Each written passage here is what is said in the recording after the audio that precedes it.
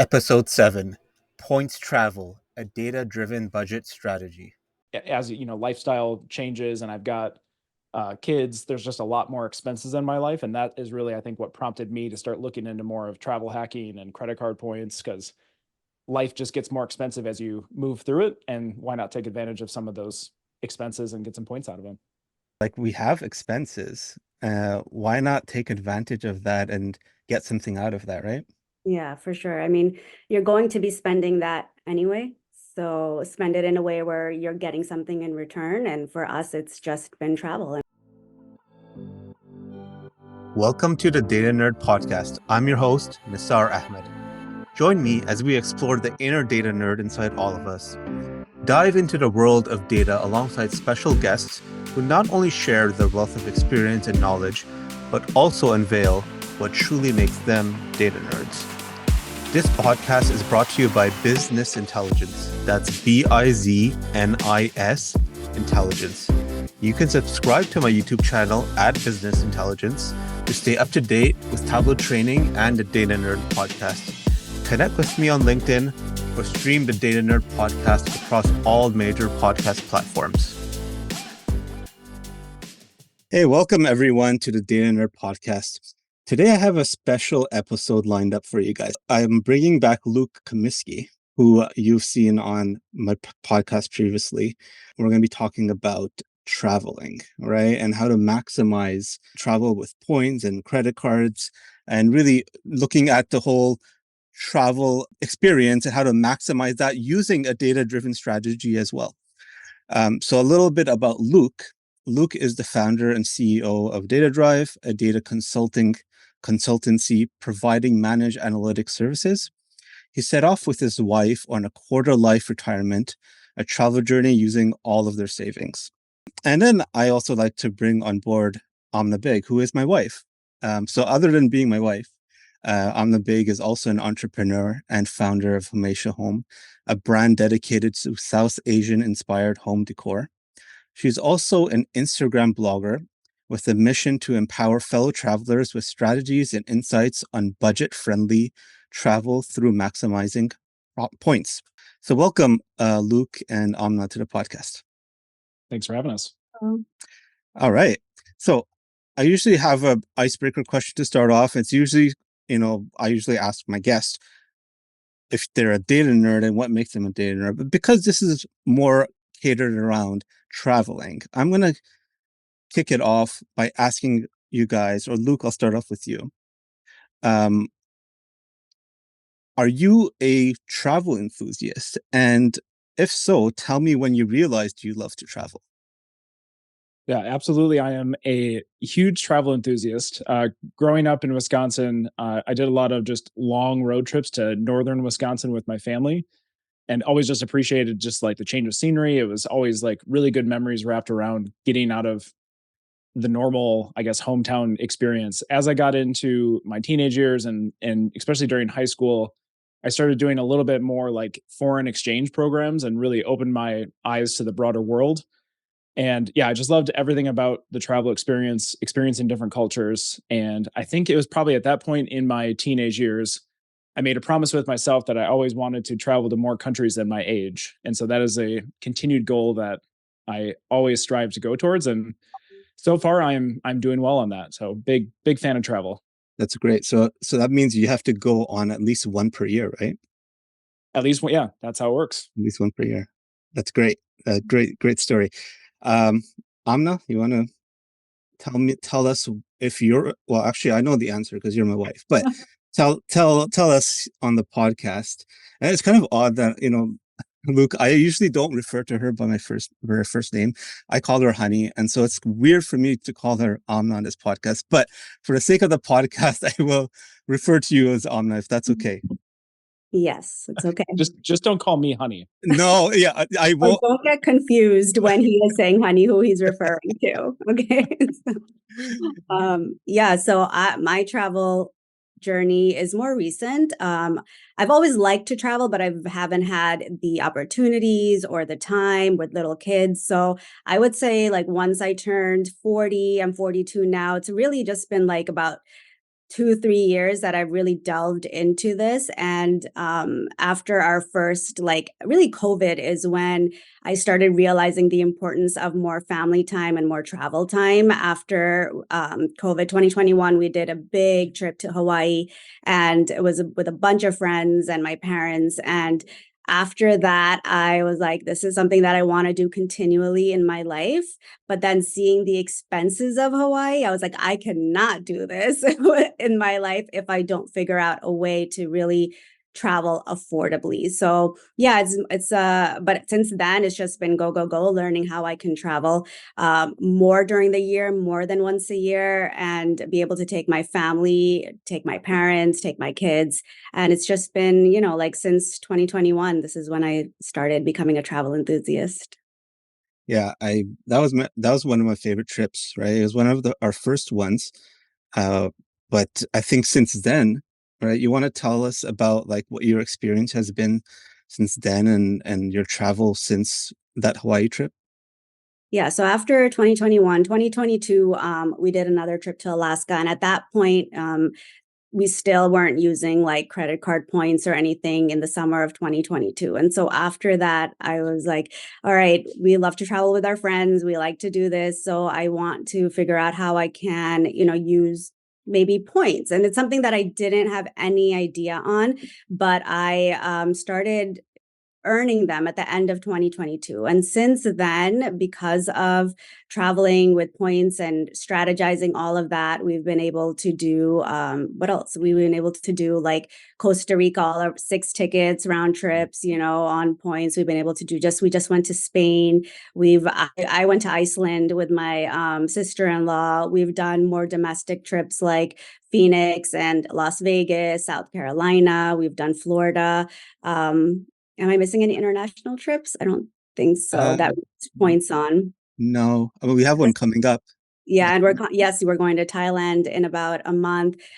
Just Nisar and I, and so that's all just in the last year and a half, and most of it's been through traveling with credit card points and earnings. Yeah, yeah. Um, it's been great. I mean, I'm not going to take any credit for that. It's all Amna, right? She's the one who really spearheaded a lot of that. Obviously, I've been helping out with more on the financial side, and we'll get into that in a little bit. But before we do that, Luke, you want to just talk to us about your travel experiences? Since I know you talked about when you got into travel, but since then, where have you gone? What have you seen? And tell us a little bit about your experience. Yeah, yeah. I mean, the big one in my lifetime is my wife and I in 2016 did we'll call it a quarter life retirement, where we had basically essentially our down payment on our first house, and instead of buying that house, we decided to blow it all on travel. Mm. That type of travel wasn't like as much around travel hacking because we just didn't spend that much on credit cards at that point, but it was focused a lot around optimizing how we could get travel experiences with the limited funds that we had to work with. And so it was an entire year of budget travel, 28 countries. And like a true data enthusiast, I was keeping track on a spreadsheet, trying to hit this $50 per day per person where I track all of my expenses. And that had a little bit of points usage of like signing up for cards to get the sign up bonuses that we'll talk about that like got us on the big legs. And as we'll talk about too, is like the more you have flexibility, like if you're not employed, that's the best way you can optimize your travel schedule is just being very flexible when you need to go certain places. Mhm. And that has really opened up the rest of like my travel journey since then. As lifestyle changes and I've got kids, there's just a lot more expenses in my life. And that is really, I think, what prompted me to start looking into more of travel hacking and credit card points because life just gets more expensive as you move through it. And why not take advantage of some of those expenses and get some points out of them? Yeah, 100%. I think I think that's kind of where we were, right? Where like we have expenses. Why not take advantage of that and get something out of that, right? Yeah, for sure. I mean, you're going to be spending that anyway. So spend it in a way where you're getting something in return. And for us, it's just been travel and we've been loving it because it's money that's going out anyway. Yeah. So, Luke, you talked about your budgeting, right? The $50 per day. I think you put a post up on that on LinkedIn on that. But let's talk about, I mean, this is a data nerd podcast. We got to talk some data, right? How do you manage the data on, well, on, how to take advantage of these credit card points? Or do you manage that? Or do you just manage the data or the numbers when you're actually traveling and your expenses? Yeah, there's like two parts to that question. One is like when you're, doing any kind of vacations or quarter life retirements, like that was all kept through really just a centralized spreadsheet of where we're spending. A lot of it was cash transactions, and especially in foreign countries where credit cards wouldn't be accepted. Mm-hmm. So managing against that allowed me to do currency conversion rates with online calculators and be able to get to that $50 a day per person just like while you're on that experience. On the flip side of that, like how I track a lot of the credit card side of the world, I mean that is more as we start to kind of get into more of like how these credit cards work is they all have very different programs about what different transactions are worth, hotels, flights, spending on restaurants, and all of those have different we'll call them like multipliers on how many points you get for every dollar you spend. A lot of how I manage that now is actually through a really clever app that's called Max Rewards. Have you guys heard of this? Mm-mm. No, I haven't. Okay. I, I'm it has its quirks, but I'm a really big fan of it because it allows me to hook up all my credit cards and it can tell me what is the best credit card to use in a certain situation if I'm like physically near a store to help me decide what is the best multiplier so I don't have to necessarily memorize that. I've done this enough now where I can know in general, like when I go to a restaurant or when I book a hotel, I should use this card. But Max Rewards helps me fill in all of the other gaps that I might not remember. Yeah, I You actually use you do a that, right? On yeah, your I actually cards, you have a have different stickers. Oh yeah, so I have a couple of different things. So there's one app that I use, Travel Freely. I think it's kind of like that, and there's another one called Card Pointers. So Card Pointers does essentially what your app does is it tells you what cards, what categories they're the best in for maximizing the number of points you get per transaction. And Travel Freely is great because it tells me what my cards are. I put it in. It tells me when the bonus deadline is coming up so I can meet my minimum spend. And it also tells me, there's something called 524 for Chase rules, which we'll go into a little bit later, but it'll tell me how many credit cards I have and how many personal versus business and when I can open up another card. So it's really like helped me over the last year and a half. But the other thing that I do now, because I have so many cards in the last year and a half, is I get I have to show you guys. I get these little stickers. Oh, you can't see, but it says like 3x, 2x. It has like little icons for gas stations, shopping carts. So I put those stickers on my cards just in case I forget what is what and when I'm out there. And yeah, and there are some cards that actually like activate different spend categories, add quarterly, like my Chase Freedom. Every quarter they have 3 or 4 different categories where they'll multiply it by 5x. So like this quarter, it's going to be Amazon is going to be 5x, shopping, groceries is going to be 5x. So I'm going to be switching a lot of my spending to that so I can maximize the potential earning. But yeah, those apps are a lifesaver, especially when you're just starting out. Yeah, that's amazing. And there's a lot of stickers there. So now I'm tempted to ask, like, how many credit cards are we talking about here? Oh, we're talking about last year I opened up one every other month. And then so the months in between, Nassar opened one up. So we're opening That's up like essentially a card card per month. every month to a month and a half. And then when we knew we were having a lot of like expenses that we could meet 2 minimum spends on potentially that were, inevitable expenses, we did end up opening up one each during those months. Cool. So Yeah. so I'm like, can you talk about like why are you opening up? Why are we opening up? I know the answer, but for everyone listening, why are we opening up so many cards? What's the strategy here? Okay, so one of the things that I love talking about this and telling my friends and family, but when you first hear about it, a lot of their reaction is this has to be illegal or immoral or unethical in some sort of way where you're just opening up cards and you're getting all of these points. But really, it's the cornerstone of getting points to be able to travel is opening up cards strategically when you see that they have great sign up bonuses. So a sign up bonus is when the credit card companies, the banks entice you to open up a card, and in return for spending a certain amount of money within a certain time frame, they give you a large sum of points. So for example, some Chase cards will be like spend $3,000 in 3 months and you'll get 75,000 points, or sometimes they're even better. And that's when I try to open up those specific cards, is when they have bonus sign up bonuses. So like 100,000 points for $6,000 in 3 months or 6 months. So really, it's just seeing what our upcoming expenses are, how much we'll be spending in the next 3 months, and finding cards that align to those spending goals, not something that we know we're not going to be able to reach. Certain cards like the American Express Business Platinum requires you $15,000 in 3 months. I know that we're just not going to be doing that, right? So even though I can get 150, 190,000 points with that card, I'm not going to be signing up for that card because it's not in my spending habits. So you have to be smart in how you are signing up and which cards you're choosing and how it aligns with your spending goals and lifestyle. Yeah. Yeah, and it's really good to reemphasize like that sign up bonus is the best bang for the buck, right? Like if Yes. you don't plan on actually achieving that sign up bonus, you're probably missing out on maybe even more than half of the value of getting from a points perspective of getting that credit card.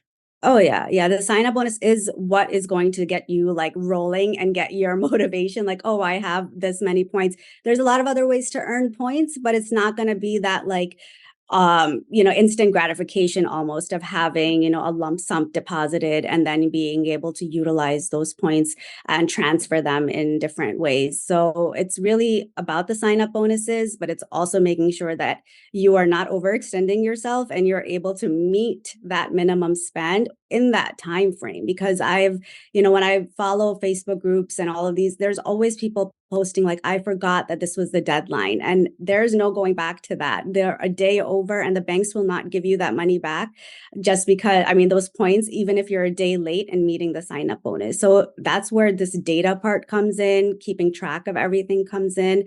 Otherwise it's just like you're just going to be confused, and then it won't be worth it for you. Yeah, Luke, do you follow similar type of strategy with your credit cards? Yeah, for sure I do. I mean, I don't move through a card a month. I tend to probably maybe like open one or two cards a year for what I'm doing. It's a kind of a mix of both like personal and business cards that I play with. A lot of times I am probably more focused on trying to pool my points within certain bank institutions, right? So like Chase, in my case of like running a business and having personal expenses, I can run both business and personal expenses on their respective cards, but then be able to pool that together. That tends to be what I'm more focused on. Uh, but yeah, it really depends on just like what the credit card offers are and if it's worth the hassle of kind of like leaning in on that. For me, I feel like one or two credit cards is more than enough for me to try to manage at any given time. Yeah. Mhm. I think managing, well, we open the credit cards. I have to manage all of them because I got to pay. I got to make sure, like, I pay all the bills, and what first of the month to sit down and I go through all of that and make sure we're on track with everything, right? But like Amna said, we don't overspend just because we have the credit cards. We're still spending what we need to spend. But I think, Luke, like the reason why we've decided to do those many cards, and correct me if I'm wrong, Amna, it's because when you sign up for a card, you get a sign up bonus. You don't add me as an authorized user on there. And then you refer me to that same card. You get the, what is it? Referral bonus. Referral points. And then I'll get the same bonus points. So then we kind of more than double our points within a span of like 2 to 3 months. Mhm. And so that's kind of the strategy we've been using. And it's worked for us. And again, we have to do it along the lines of when we know we're going to have more expenses as well. Mm-hmm. Yeah, that's a really super cool strategy. My wife isn't nearly as much into like credit cards, so she would probably hate me trying to sign up for credit cards all the time. But I love that whole like referral bonus strategy you can take as a couple or Yeah. whatever. I mean, there's really good opportunities there, and I think yeah, two things were kind of like you guys have mentioned multiple times that it's actually really good to point out as well is like don't plan on like creating expenses that don't need to exist, Yeah. and also like making sure you're paying these credit cards off on time. I mean, they both kind of go together, but Yeah. a lot of times you can listen to a lot of financial advice, and sometimes some of these videos I watch of people like open up credit cards to get the points, and they're just putting money on there to get the points. And if you can't pay off that balance and you pay any kind of like interest or a late charge Yeah. or whatever, like you've lost the game. And so Oh you yeah. need to make sure if you're doing this, like be the one that doesn't give any money that to the bank that you don't need to. Yeah. Yeah, it's a common pitfall is people thinking like you must be overspending. And if you're doing this the right way, you're not overspending and you're paying that off at the end of every single month. And doing that, if you don't do that, if you're late, obviously your credit score is going to go down. And a lot of people think that because we've opened up so many cards in the last year and a half, our credit must have gone down, but it's actually gone up, right? Because Mhm. we've we're allotted more money to our name through the credit card banks, but we're not using more of that percentage. So our credit score has gone up because we're utilizing less of the what is it called? Like less of the percentage of money that we have allotted to us. And so Credit we're paying utilization. off everything on time. And so to the banks, we're actually like good customers, right? So Mhm. it's helped both of our credit scores go up in the last year. Yeah. Yeah, my experience with that too is like a common thing I hear is, you sign up for a credit card, they're going to do a hard credit pull, that's going to show up in your credit report, it's going to tank your score.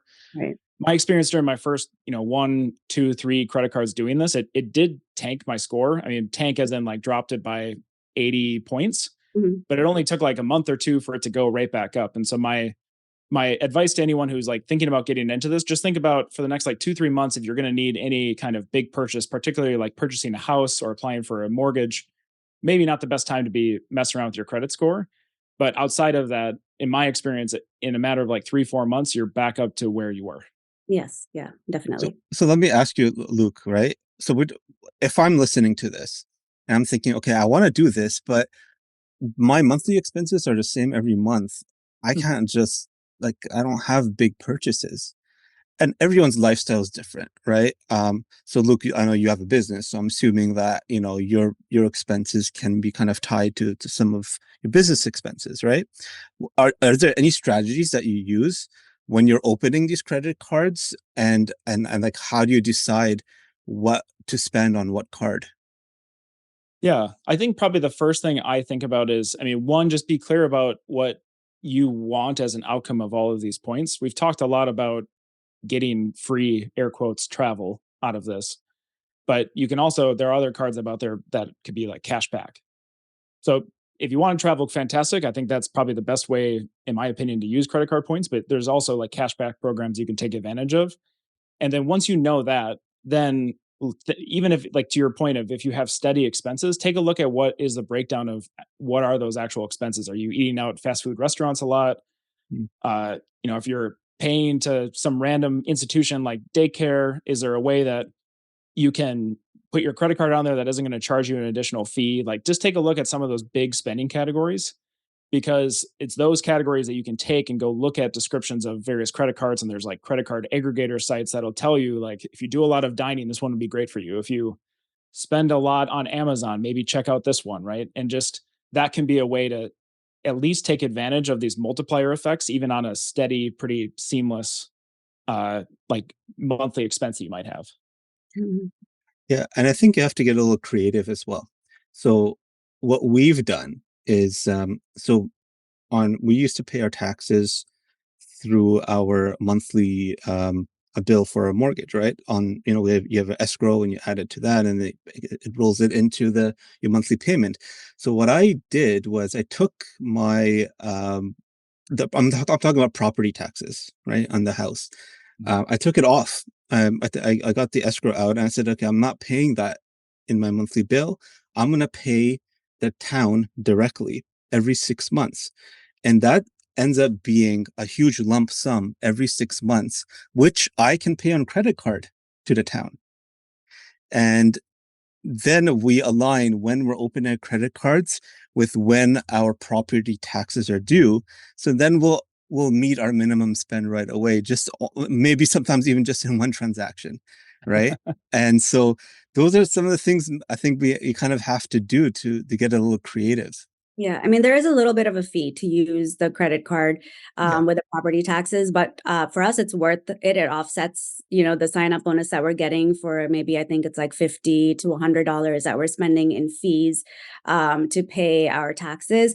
But yeah, if we do that twice a year, there you go. There's 2 credit cards that we knocked out the sign-up bonus for right away, and then we put that card away, and that's it. Then we move on to the next one, and then another way that we've been using, like just trying to get more points, or I've told my sister actually, she has like a construction project coming. And a lot of times, like contractors don't use credit cards, right? So you can't directly pay them maybe for their services, but what you can do if you're having like these, if you're working with services that aren't taking credit cards, is you can say, let us purchase the materials, right? So there is one way, like if you have some projects coming up, see what you can utilize on credit cards, buy the material yourself instead of the contractor doing it, pay the contractor how he wants. But there you go. You have a few $1,000s or whatever it is, again, if you're working towards a sign up bonus. So you have to like kind of see and get creative, see how you can pool all your stuff. I know, like for me, I just tell my husband what credit cards we're opening and how much we need to spend on it. I go ahead and start spending on that, and he puts it all on a spreadsheet and then figures out, like what we have left, how much time we have, and all of that. So that component is all him. But I do all the research and I figure out like what the best stuff is for both of us. And it's been fun. It's been fun doing it. But you have to know your numbers and work with numbers if you're going to make this successful. So if you know that you're not that person, you have to like get tools such as apps or other things, or see if your spouse gets into it or your partner or whoever you're doing it with. And you kind of have to keep track of everything that you're doing if you're doing it the way we are. That's really cool. Yeah, it's it just involves some work, but I think it's worth it. A lot to manage. But okay, so we talked about the credit cards, right? You get points from it. Now we have the points. What do I do with the points? What's the best way for me to use the points? How do I use them? Who wants to take this? Yeah, I can start. So, Yeah. so the first card I opened when I decided to do this was in 2022, and we were going to Disney World, and I wanted to figure out how I can offset the humongous cost of Disney tickets, which are just exorbitant and for no reason. And so there was one card, the city card, that was giving 80,000 points for $3,000 in spend. And so I was like 80. And then I was following these blogs at that time, and they were, trying to say $80,000 is equal to $800 in tickets. Okay. So that enticed me. I was like, okay, 80,000 points, I can transfer it as $800, and I got Disney tickets. Okay. Before that, I was using credit card points and just cashing out. And I think that was my mistake. That's like, to me, the worst way to use your points. It doesn't give you the value unless you need that cash back. If that's your goal, right? That's fine. But if you are trying to maximize it for travel, taking the cash back is going to give you the least amount for, the redemption value wise. So what you want for me, what I do is I want to see what type of travel I want to do. And I try to find cards that have transferable currencies. And what that means is Chase, for example, Chase Sapphire, Reserve, or Preferred gets you ultimate reward points that will pool into your Chase account, but you can also transfer them to travel partners, airlines, hotels, and oftentimes you get a much bigger bang for your buck for how many points you're transferring, rather than just using them in the Chase portal itself, because every bank has its own travel portal, and you can purchase, tickets and flights and experiences through the portal itself. But once you get into this and you start experimenting with airline award tickets for flights or hotel redemptions, you'll see that transferring these points out will often get you more value for those points. Same with American Express portal, same with Capital One portal. So transferable currencies, American Express is transferable, Capital One is transferable. There's so many websites online that can teach you which partners they transfer to. So the biggest blog that I follow and Facebook group is called Travel On Points. It has been my number one help in the last year on learning how to do award search travel with my points on different airline programs like Air Canada, whichever programs there are. They have tools on their website that tell you all of the transfer partners. Every month they tell you what credit cards are the best credit cards for that month. So all of these redemption strategies. So you have to learn how to utilize the points you have in the most maximum efficient way. And oftentimes it's transferring them out of the bank itself. But it's not only flights, right? When you talk about travel, it's not just the flights. You could also use it for hotels. Yes. So like, for example, Chase and Hyatt have a great partnership where a lot of Chase, for example, if I was trying to book the hotel on the Chase portal, it might be 15,000 points. But if I transfer to Hyatt, that same hotel is like 8,000 points on Hyatt, right? So I'm just transferring. It's a 1-to-1 ratio, and I'm able to get a pretty decent hotel for 8,000 points, or 5,000 points sometimes if it's local, right? So a lot of people do all inclusives with Hyatt by transferring their points. They can get an all inclusive night for 25 to 35,000 points a night rather than $700-800 a night. So hotels, even experiences, sometimes you can get redemption on inside the portal itself. But it's really, I usually use it for airlines and hotels. Yeah. Luke, talk to us about how you use your credit card points. Yeah, a lot of it is the same exact strategies. Like a very real situation was I'm leaving for Singapore here shortly, and a few months ago I was trying to figure out a flight to get from Paris to Singapore, and so Singapore Airlines pops up. I have a little bit of flexibility in my dates, so my strategy is I will go to Singapore Airlines, figure out what flight options they have and how much it costs on their website, and I'll go over to my Chase portal and look to see how much it was there. In this situation, like that flight that looked like the best deal was 3x the price on Chase portal. Mhm. And it's like one of those things. Like if you kind of stopped it there, you could just use your points and like, oh look, I got my flight for free, but it was like 3x that cost. But if you know like what travel partners from which of the portals, whether American Express or otherwise, you could transfer points to, I was able to get it over to Singapore Airlines so that I can get the price that they advertise with the points that I've earned on credit card. And that's just like a real example of like the simple things that anytime I'm trying to book, especially anything travel related, flights, hotels, car rentals, I'm not a guy that's going to be like hoarding travel points or credit card points till the end of time. Like I want to find ways to make my travel free for as long as I can keep this run going. Mhm. And so that's my strategy is always just like anytime I'm booking anything travel related, I'm going to pull something from credit cards. I'm going to use it in some way. Yeah. Yeah, that's forget what the second piece I was going to talk about, but that's kind of my strategy for it. Yeah. Yeah, that's exactly where. So you're going to Singapore. So our trip to Thailand is through Singapore. Also, we're on Singapore Airlines as well, and that's actually I'm very excited because that's going to be mine and his first time in business class ever. So that is something that I was pulling up points for. It's just going to be him and I, and leaving the kids, and we're just going to experience Singapore business class for the first time. For me, really, it's a lot of people get into this game to travel. In business all the time. And when I read posts on Facebook groups and Instagram and everything, a lot of the bloggers are always like, you can get this business class. But when you have a large family, it's a lot harder to get all those points. So for us, it's been economy flights, but more travel, right? So for me, it's more like quantity versus traveling in style. So, but because we had the opportunity to do this, that's exactly what I did. I saw on Air Canada, which is a partner of Singapore Airlines. So I searched on Air Canada's website. It pulled up an award ticket for Singapore Airlines on the dates that we were good for. And so what I did was I transferred Chase points over to Air Canada. And because Air Canada is a partner with Singapore, I got that Singapore flight through Air Canada.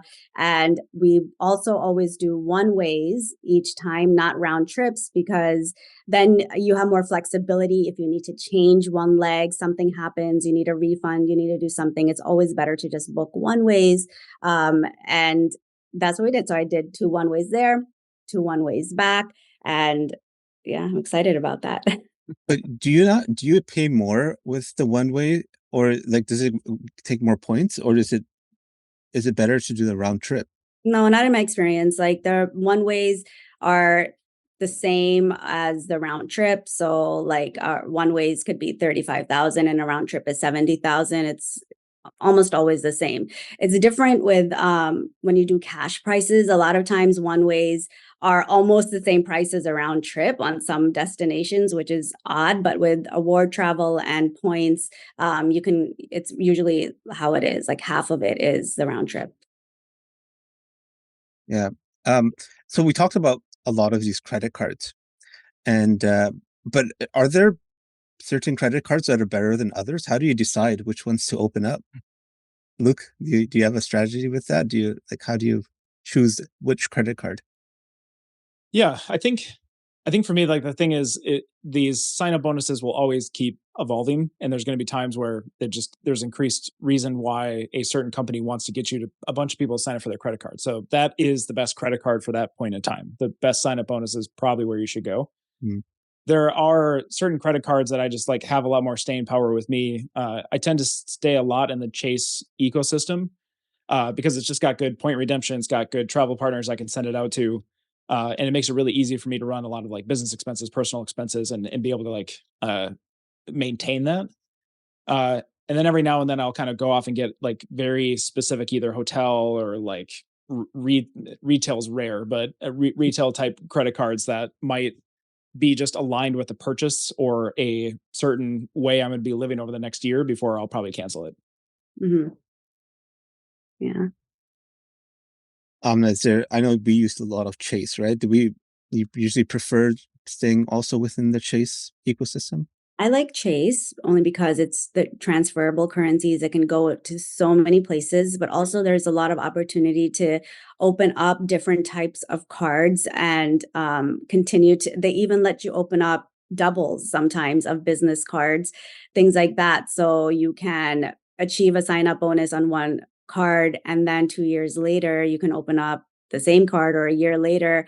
And what I love about Chase, and a lot of people think that they can't open up business cards, but you can if you have done any sort of business transaction, whether it is a Facebook marketplace sell or Craigslist, or you've ever like tutored or you've consulted. Technically, Chase allows that as a business, and you are able to open up business cards. And when you do business cards, that doesn't affect your something called your 524, which, Luke, are you familiar with 524? I am, but you could probably describe it way better than me. But basically 524 is with the Chase ecosystem, they will not approve you for personal or business cards if you've opened up 5 personal cards in the last 24 months. So every 24 months, one personal card drops off your 524. And in that way, then you're kind of limited to the number of cards that you open. So our strategy has been to open up as many business cards as we can, because business cards don't affect your overall 524. So and oftentimes their sign up bonuses are a lot better. Some of the Chase business cards, like the Chase Inc. Cash and the Chase Inc. Unlimited, don't even have yearly fees. So if you're able to prove that you have any sort of like business where you've delved into, like consulting or selling or anything like that, you open up a business card, you doesn't affect your overall 524. You're still able to open up more personal cards. So really, in the last year and a half, I've been coasting at about 524 or 424. I've never hit the 524 because I've utilized being able to open up business cards alongside personal. This summer, 2 of my personals are going to drop down. I'll be back at 124, and I'm going to be able to open up maybe more personal cards outside of the Chase ecosystem. I'm looking into the Capital One now. I want to do some more personal in American Express. But yeah, so it's really like figuring out if you can use business cards. And because Chase allows that, I really just loved Chase. But I've also been getting into American Express now. And then my next strategy is Capital One after American Express. Yeah, and just so people know, like for those who don't have a business, you could just use your personal social security number to open a business card. You don't need any type of official business EIN or EIN anything. number or anything like that. Yeah. So Luke, obviously you have a business, right? So you have like you can do both personal and business cards. Do you have both, or do you focus on just mostly business cards or personal? Yeah, I think I spend more time trying to optimize on the personal credit card side of the world. I don't churn through as many business cards only because I also have a lot of like credit card users within the organization. So I just don't want to keep like there's a little bit of like Yeah. change management and flipping that has to go on there too. So for the most part, I'm like business is Chase, and then I build kind of my personal credit card strategy around a little bit of Chase, and then to your strategy of you can really just bounce up to Amex for a while and then pop over to Capital One and then come back to Chase. It's that movement probably between those three and a few others that you can really start to take advantage of sign up bonuses. Mm-hmm. So what advice do you have for travelers? Like, because they want to get started on this. Okay, so we talk with a lot of information here, right? So just to summarize, right? We talked about credit cards, sign up bonuses. We talked about how we could, what type of expenses to use. We talked about ensuring that we're not going over the spend limit, ensuring that we're paying it on time, we're not paying any interest, really managing all of that, getting the points, and then maximizing those points, whether it's on the portal or transferring them or whatnot, right? So this is all good, all great information. Okay, how do we get started? I'm new to this. What's my first step? Yeah, I think it's important to like first accept the fact that a lot of what we talked about is like I think travel hacking 201, even potentially 301. It doesn't need to be that complicated to begin with. If you just want to dip your toes into it, and this is like I think journey I've been on, and Omnia, it sounds like over the last 2 years, like exactly your journey as well, is you just get that first credit card just to understand the mechanics of how this works. You can figure out the level of like intensity of like one credit card a month or just one credit card a year that you want to go after this. But just pick any good just travel credit card. And when I say good travel card, just go do a Google search of like what's the best travel card for March 2024. And I'm sure those top 3 or 4 options might be really great ones to look at. Do a little shopping around to see who can give you the best sign up bonus. If it's like a blogger or the site themselves, start with one and just experience the benefits of collecting points. Do you feel like you can use it? Do you understand the mechanics of how these points are going to work? That'll help you decide the level of intensity you want to go after this. But in a lot of ways, I'm a huge proponent of at least taking advantage of credit cards because it's free money as long as you use it well. Credit card companies aren't doing this out of the goodwill of their heart. They are taking percentage off the transactions you're doing with the various merchants, and all the other people who are mismanaging credit cards and paying late interest fees make up for all the others that are just getting the benefits of really great programs. Use it.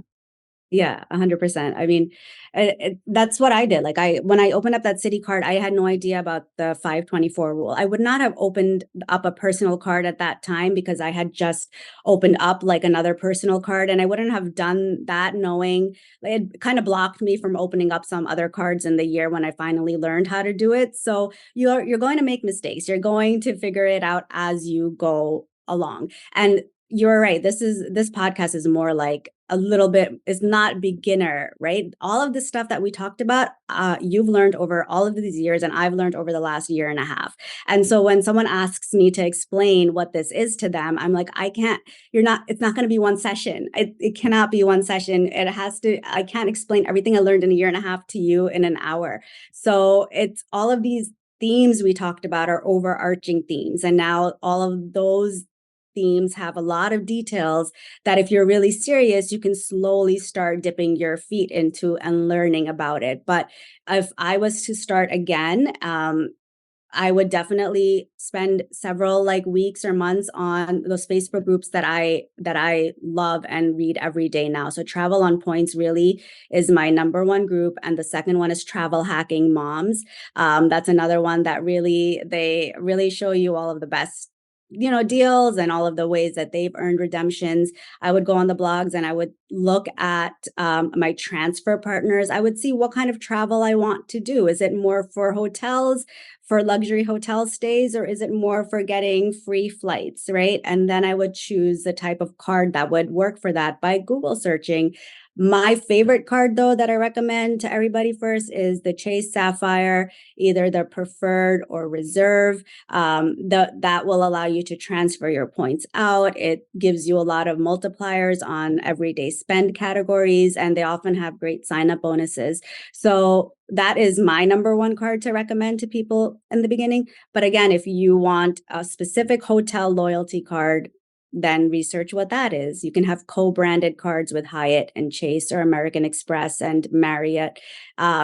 Really, it's just kind of like, okay, I want to travel next year. I want to be able to see how many points I can earn. Let's start off with one that's going to be the one that's going to guide me to that goal. Do you accumulate the points and then wait until you have enough to spend it, or do you spend it as you get them? If I have a specific redemption in mind that I need to get to, then we're definitely saving up the points. But if there's opportunities where I see a killer deal that's, like is just can't give up opportunity, then you know what? I know I'll be able to earn those points again. I'm not redeeming them yet. I might just redeem those points for this specific thing. But like right now, our goal is to get to Pakistan next February for my two kids and my husband and myself. And it's actually, so we have to either go through Turkey or Doha, and I'm trying to figure out how many points. I've already researched and I've done test searches and how many points it's going to take me. And so I've been doing that before the flight times or the award tickets even opened up for next February. So you practice doing award searches, see what types of redemptions you need. I know now how many points I'm going to need for 4 round trips. So right now, my current goal is to save that up and then use it for that and then move on. Yeah. Luke, how about you? What's your strategy with the points and its usage? Do you also, do you plan in advance, or do you just take, when it's time to travel, you look at how many points you have? Yeah, for sure. I think it's more of a factor of like my life right now. I've got 2 really young kids. So for me, it's mostly I've always got points in the bank. I'm probably not getting the biggest bang for the buck, but I will always be able to travel with those credit card points. So it's not as much about the probably like flexibility and optimization of the points right now. It's just using them. I'm sure as like time opens up and don't need to account, as you mentioned before, it's just extra tricky with kids and trying to like figure out how to make that work. Mm-hmm. My strategy is just use the points. They're going to be there. I'll keep accumulating them. And then I highly recommend a service called Thrifty Traveler. If you guys have ever heard of them. Yeah, I've subscribed to that. Fantastic. Yeah, they're great. I know them, and yeah, fantastic service for being able to optimize flights, much like you described, but they do the work. I love that. It's a subscription service. I think it's about $80 to $100 a year, but I love it because I get notifications on text, on email. Anytime there is a deal, they tell you how to book it. They tell you the bonuses. So it's really helped me learn. Like I haven't actually used one of those redemptions yet that they've sent out, but it's helped me learn how to practice a word search and see like in the future what types of points, what types of redemptions I can get and what are the best redemptions. Like if I'm thinking 150,000 points round trip for this trip is okay, but no, look, like Thrifty Traveler just told me I can get it for 80,000 if I just like keep an eye out, right? So subscription services or those apps are really helpful when you're doing this type of stuff. Yeah. Luke, let me ask you a question. Just by listening to this conversation or listening to Amna, do you think she's a data person? I think she is. She's at least in the realm of optimization. Yeah, but Yeah, because definitely feels like a data person. when I talk to her, she tells me she's not a data person, but she's been talking about numbers here and all these strategies and whatnot. And I think like a lot of people may be in the same boat as you, right? Like they're like, I'm not a numbers person. This is too much for me to manage. I don't know how to do this. Well, I think it's like it's numbers with an outcome, right? You're probably more interested in the trip itself, but I mean, like, you're still working with numbers, but maybe it's not about the numbers. There's a reward. The trip. There's a reward at the end. That's what it is. It's I get an end goal. I get some gratification out of it. I'm not thinking of it as like crunching numbers in Excel, like that's not my thing, but it's something I have to think about it if I'm going to make this successful and keep it long term. Mm-hmm. Yeah. So, and you could also hire people to kind of advise you on strategies, right? Is that Amna? I know you have a Instagram account where you kind of talk about your travels and strategies. Is that something that you offer advice on as well? Yeah, well, right now I'm just like starting out on that, but I love to give like information out and teach people. But I do eventually want to make it, something that I can help more people out in a different type of format. But I did hire a travel like consultant back in 2023 January, and she actually worked out my whole strategy for the year with me based on my goals and my travel wants and needs over the next couple of years. And at that point, I was very new to it and I didn't know much about it. So I just like kind of took what she was giving me. But as the months went on, I didn't stick to that plan, right? Because I started learning, or this sign up bonus was better for this month. This was better for this month. But in the beginning, just working with someone to help me navigate like player one as me, player two as you, and how we are switching on and off and working with all our points. It really just like, so, you can find all of this information out for free, obviously, but sometimes you just want to get it done for you service and like have someone like, so you start off on the right foot. And I've always been a proponent of hiring coaches and hiring people to just make life a little bit easier rather than getting into like just a black hole of Google searches. Yeah. Luke, are you self-taught when it comes to these strategies, or did you get some help as well? Yeah, largely self-taught through the internet, YouTube, Reddit, all that fun stuff. And yeah, but a huge fan of even outside of just travel hacking, just the benefit of coaches being able to short circuit the learning journey. Plus one to that. Yeah. Awesome. No, this has been great. A lot of good information here. Luke, do you want to let people know how they can get in touch with you?